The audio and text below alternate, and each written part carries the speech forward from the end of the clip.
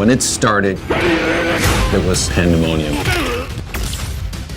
And everybody's freaking out, oh my God! Mobs around the game, it was a phenomenon. Oh my God, there's lines out the door everywhere. Nobody said we couldn't do it, so we did it. There were no rules. It was the Wild West of video game creation.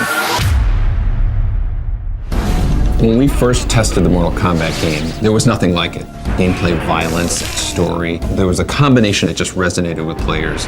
One really important part of Mortal Kombat's success was the secret element to it. We never documented anywhere how to do the special moves. You just had to learn them. You're playing in an arcade and someone's like, hey, how'd you do that? Ah, it's a secret. If you did this, this, and this, reptile would jump out and he would attack you. And it's like, oh my God, that wasn't expected. Fatalities became such a huge part of Mortal Kombat.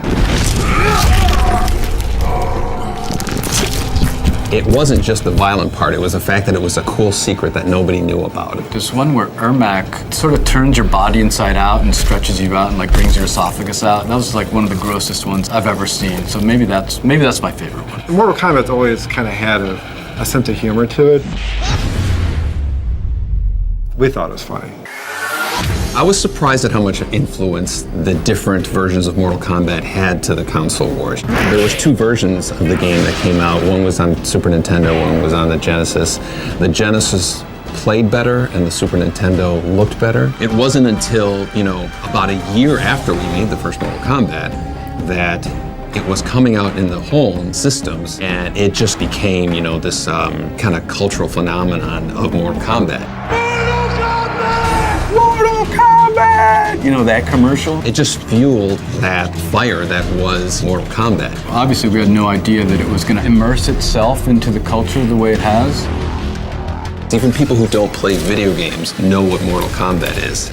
It still hits me like when I see Mortal Kombat referenced on TV. Someone says finish him, you know what that's from. Even if it's not the reference from Mortal Kombat, you still think it's a reference from Mortal Kombat.